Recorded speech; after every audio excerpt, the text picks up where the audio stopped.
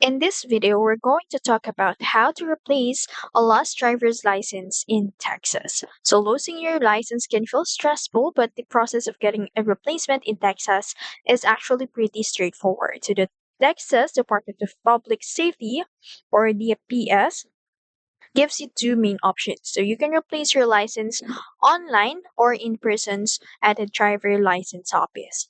If you choose to do it online, you'll need to visit the official Texas DPS website. And from there, look for the replace your driver license section. So you'll be asked for details like your driver's license, number, date of birth, and the last four digits of your social security number. And then once you pay the replacement fee, so the cost is $11. After that, with a debit or credit card, the DPS will process your request and mail your new license. So this option is usually the fastest and most convenient.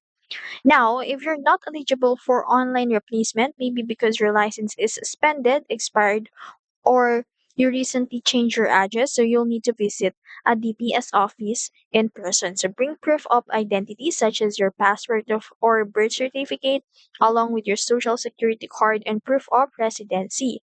At the office, you'll fill out a replacement form, pay the fee, and they'll provide you with a temporary paper license you can use until the new one arrives in the mail.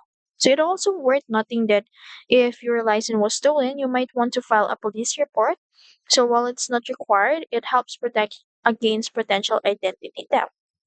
And once you receive your replacement license, it will carry the same expiration date and license number as your old one. So you're back on track with no changes to your driving record.